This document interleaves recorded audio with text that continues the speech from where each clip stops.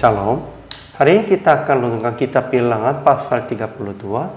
Teksnya ayat 16 sampai 27. Dan sudah dibagi 3 paragraf.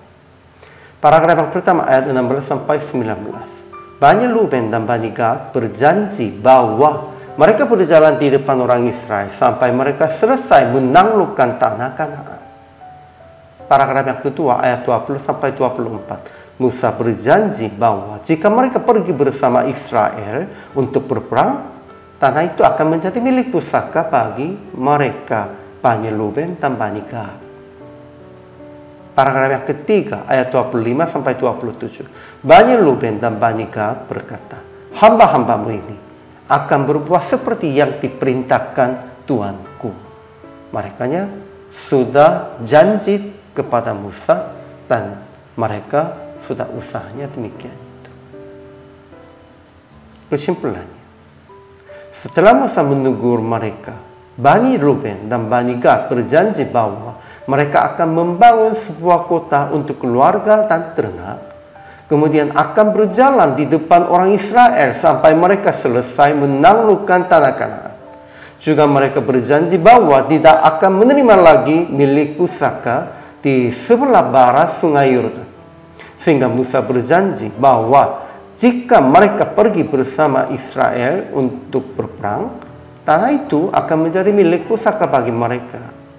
Maka berkatalah Bani Gad dan Bani Ruben itu kepada Musa, hamba-hambamu ini akan berbuat seperti yang diperintahkan Tuanku. Ajaran tentang Allahnya. Pertama, tidak dijelaskan firman Tuhan atau respon Tuhan tentang peristiwa itu. Kedua, tetapi ia akan menghalau musuh-musuhnya dari hadapannya bersama orang Israel di tanah Kanaan. Kita sudah tahunya itu. Ajaran tentang manusianya. Pertama, Bani Ruben dan Bani Gad berjanji bahwa mereka akan membangun sebuah kota untuk keluarga dan ternak. Kemudian akan berjalan di depan orang Israel sampai mereka selesai menaklukkan tanah Kanaan. Kedua, mereka juga janji tidak akan menerima lagi milik pusaka di sebelah barat sungai Yordan. Ketiga, Musa berkata kepada mereka, jika kamu hendak berbuat demikian, jika kamu hendak mempersenjatai diri untuk berperang di hadapan Tuhan dan pergi bersama Israel untuk berperang, tanah itu akan menjadi milikmu di hadapan Tuhan. Tetapi jika kamu tidak berbuat demikian, sesungguhnya kamu berdosa kepada Tuhan.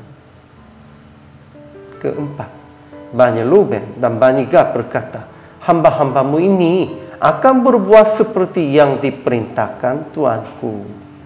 Akhirnya merekanya sudah janjinya begitu, diskusinya demikian itu. Aplikasi hari ini. Pertama, usaha akan lebih dahulu bertanggung jawab untuk komunitas dan jemaat, sekalipun agak tunda urusan pribadi.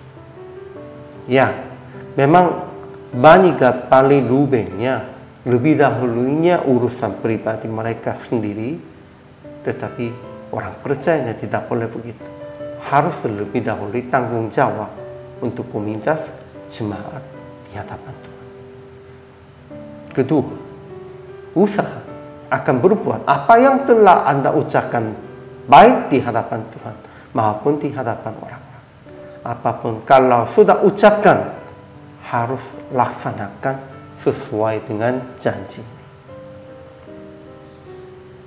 Akhirnya praktik hari ini, tetap usaha akan mendahului hal-hal yang untuk Tuhan dan untuk jemaat daripada urusan pribadi. Dan tetap berbuat sesuai dengan yang Anda telah ucapkan kepada Tuhan dan sesama.